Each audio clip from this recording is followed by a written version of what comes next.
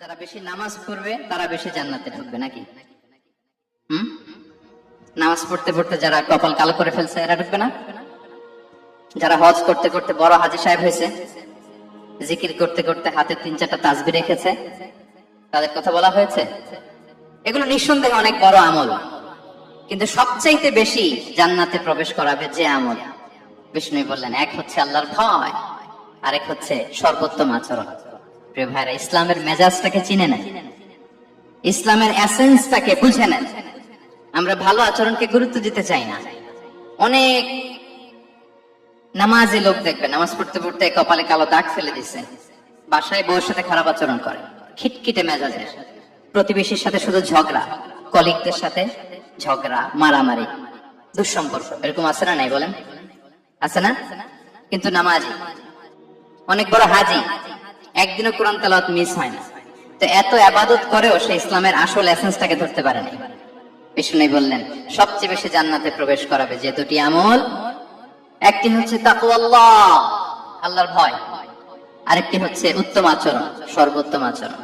তো আমরা যেন উত্তম আচরণের অধিকারী হই, আমার স্ত্রীর সাথে যেন ভালো আচরণ করি, প্রতিবেশীর সাথে যেন ভালো আচরণ করি, ছেলে মেয়েদের সাথে যেন আমাদের অ্যাটিটিউডটা ভালো থাকে, আচরণটা ভালো থাকে, কলিগের সাথে যেন ভালো থাকে। বিশ্বনবীর আচরণ যেমন ছিল তেমন আচরণ যেন আমরা গড়ে তুলতে পারি। আওয়াজ করে পড়ুন আমিন। সুনানে আবু দাউদের এক বর্ণনা, বিষ্ণু ইসলাম বলেন, খুব চমৎকার একটা হাদিস, মনোযোগ দিয়ে শুনুন। তিনি বলেন, আনা যাঈমুন বিবাইতিন ফি রাবাদিল জান্নাতি লিমান তারাকাল মিরাআ ওয়া ইন কানা মুহিক্কান। আমি ওই ব্যক্তিকে জান্নাতের আঙ্গিনায় একটা ঘরের গ্যারান্টি দেই যে ব্যক্তি তর্ক করার সময় নিজে হক এটা জেনেও সে তর্ক থামিয়ে দেয়। অনেক সময় হয় না, অনেকে পায়ে পাড়া দিয়ে ঝগড়া করতে আসে, এরকম আছে না নাই? আপনি চুপচাপ দেখবেন একটা বাজে কমেন্টস করতেছে, আবার কমেন্টের নিচে কমেন্ট, আবার গালি, হ্যাঁ আছে না এরকম?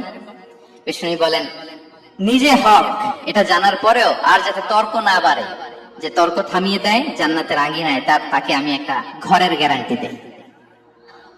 ওবিবাইতিন ফি ওয়াসাতিল জান্নাতি লিমান তারাকাল কাযিবা ওয়া ইন কানা মাযিহান। আর ওই ব্যক্তিকে আমি জান্নাতের মাঝখানে একটা ঘরের গ্যারান্টি দেই যে ব্যক্তি কৌতুক করার সময়ও মিথ্যা পরিহার করে।